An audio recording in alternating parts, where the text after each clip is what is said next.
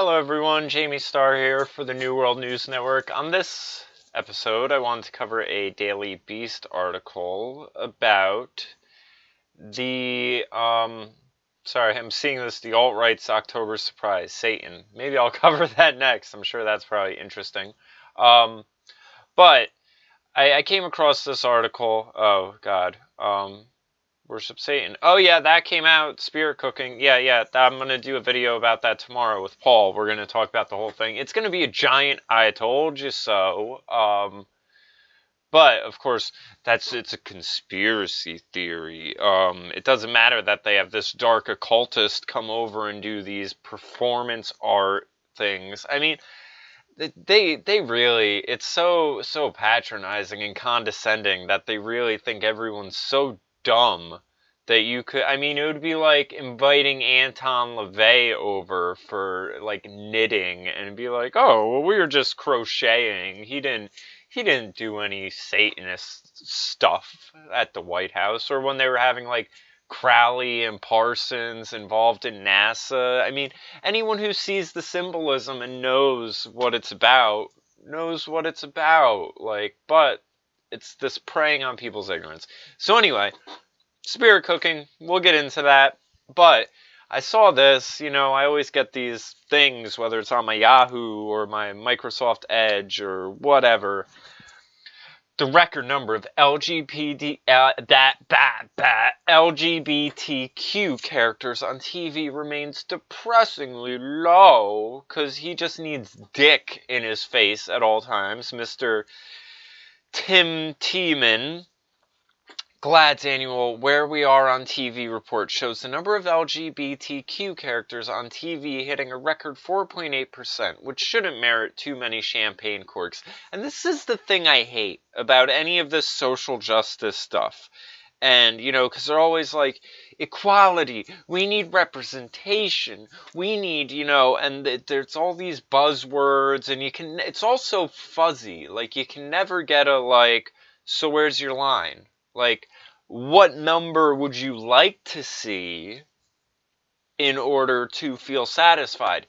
Now, we've seen things where, let me try to find this. Americans think 50% gay. Maybe it's 25%. Yeah, here we go. Gallup poll. Okay. The American public estimates on average that 23% of Americans are gay or lesbian. That changed from Americans' 25% estimate in 2011.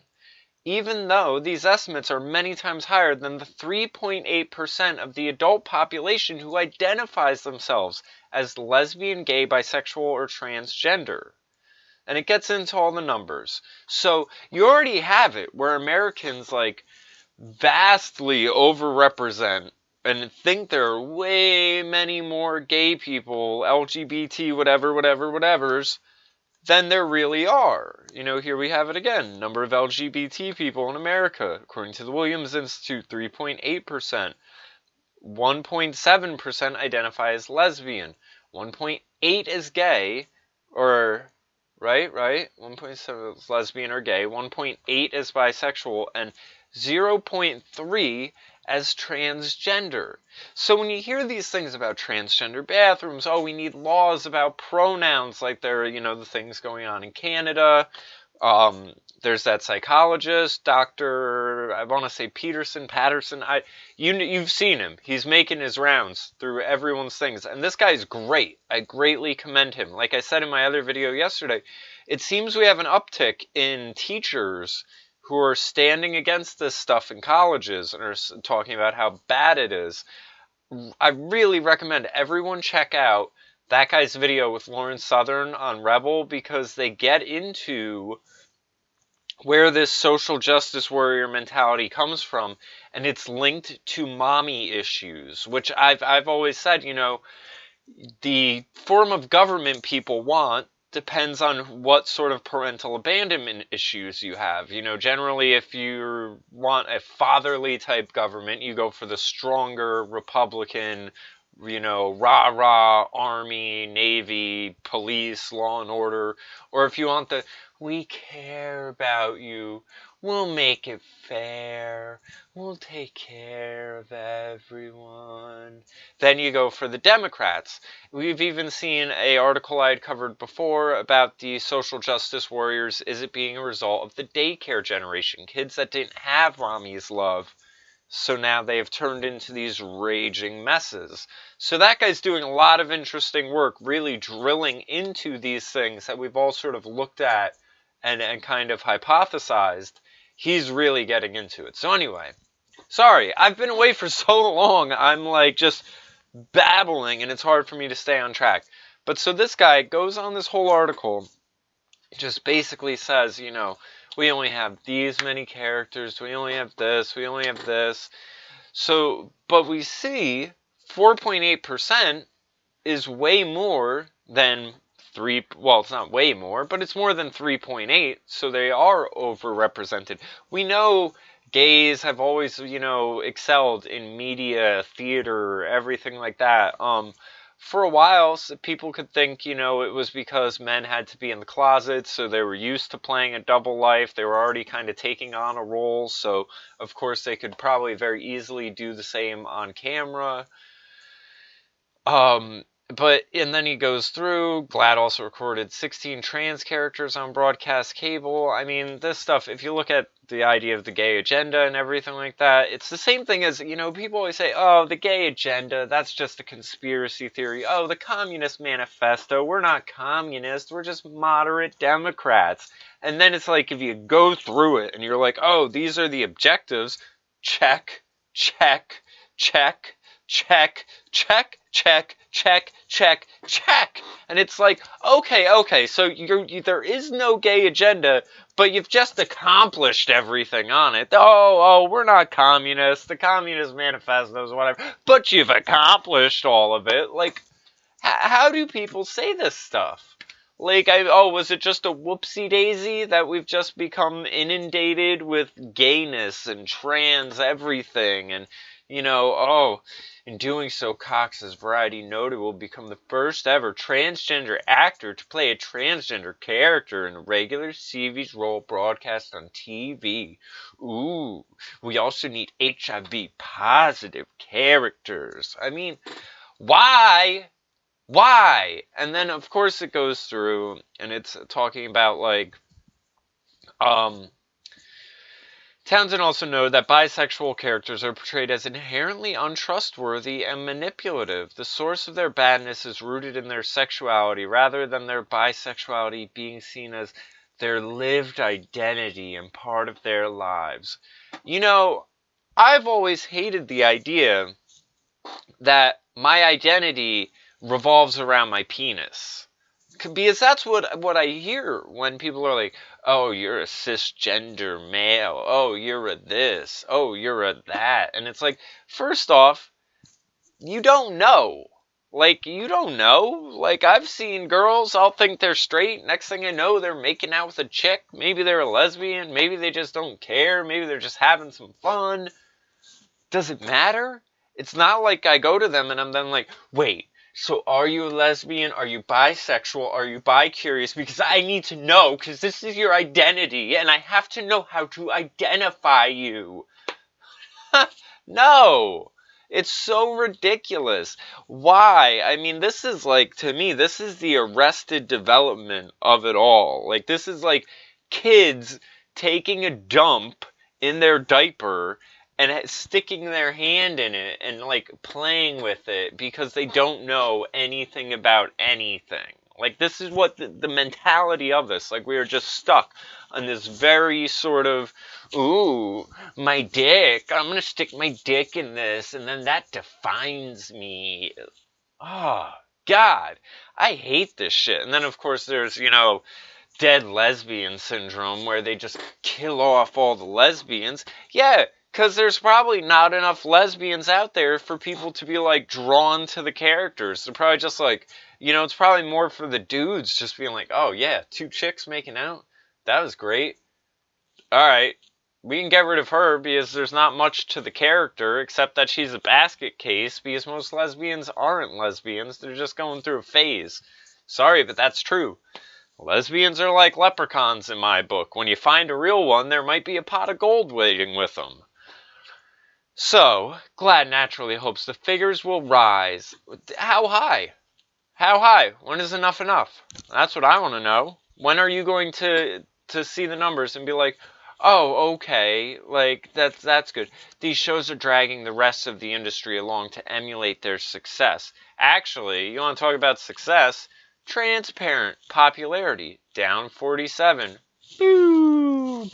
So, I mean, these things aren't doing good because, again, how many people want to sit there and watch someone with a mental disorder, let alone watch someone with a mental disorder and feel like championed about it? And there was like a really good comment at the bottom of this. Alright, here we go. And I think this could be said about a lot of these other shows or anything else that tries to just fit this like identity politics model. Here we go. The real problem with the show is the writing. Every single character is a projection of the writer's self onto the screen. Why is that a big issue? Because it blocks the immersion and therefore it takes away all the potential fun. Some might say, but the characters are all different. Of course they are. But they are behaving according to a very specific set of rules, right out of postmodernist feminist handbooks. The spectators will find every kind of cliched imaginable out of the bourgeoisie delusions about how gender is constructed, often taken straight from John Money's theories and experiments in philosophers such as Foucault, if that's how you say it, Foucault, maybe. It really bothers me when the political affiliation of the writer is so evident that I can identify the political intention she had in mind when writing any given character. And this is when you feel it being forced upon you. This is the worldview. Accept this worldview. If you don't accept this worldview, you are a hateful bigot. Writing should come from your guts, a great writer once said, otherwise it's phony. Writing shouldn't conform to your political sympathies or your inner guilt for having a middle-class upbringing. I really like Jeffrey Tambor, though. I'm sure this show is an exercise of acting for him, in spite of the awful dialogue. I wonder if he realizes he would be a mere foil to all the other authors' surrogates. It's okay to find alter egos of the writer when the writer himself is a part of the show. 30 Rock did this amazingly, so did Curb Your Enthusiasm. But Tina Fey and Larry David are incredibly able creative minds, and they won't hesitate to sacrifice their political views for a joke. They'll do everything to achieve the punchline. They won't distort the punchline in order to conform it to liberal views of the world or political correctness. Political correctness is anything that was corrected to a given political dogma, be it to the right or to the left. To summarize, that's what bothers me the most on this show. Every character line was written in such a way that they seem lifeless. They seem to be puppets that conform to the way the writer imagined the world to function. Unfortunately, writing for TV is different from writing your own diary, and creating characters that fulfill your inner need for order in a chaotic world. This is why I really dislike this show. So, another thing about all this, because the numbers of gays are actually so low in reality, you only tend to be around a lot of gays when you live in inner city areas. This is why people also take issue with shows like Modern Family, because where does it exist? You don't go out to the suburbs and find, like New York City, yes, LA, yes, but you don't go to the suburbs and find, the Modern Family put across in that way.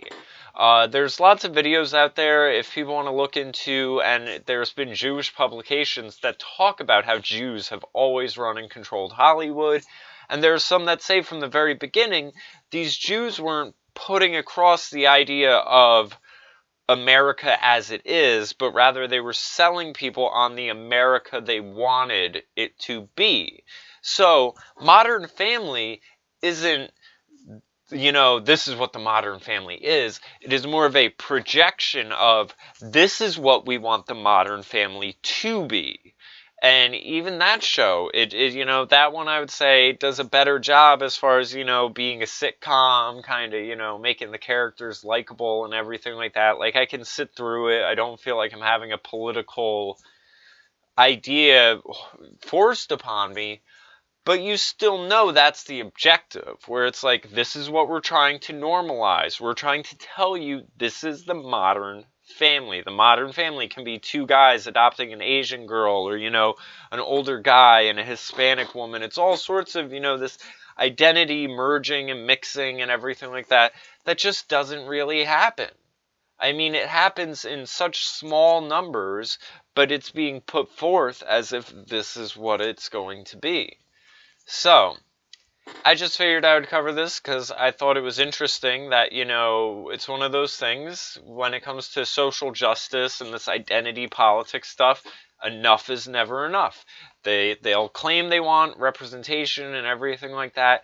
Realistically, this guy could have wrote an article and being like, we are 3.8% of the population, we are 4.8% on TV, so we are more represented than we are in the actual numbers, so we're in a good place. And that could have been that. And he could have celebrated. But to him, this is, oh man, we haven't done anything yet. You know what, Tim Tenman or Tim Tiemann or whatever your name is, if you want to see more gays on TV, here's an idea.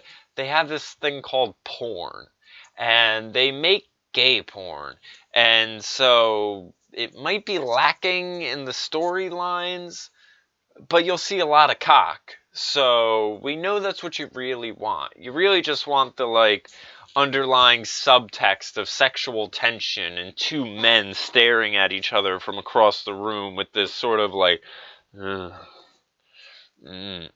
So, just turn on some porn, go beat one off, celebrate your victory, and then go jump off a bridge. Because you're not doing anything to help the world. So, that's that. Subscribe to the channel. Have a good one, everyone.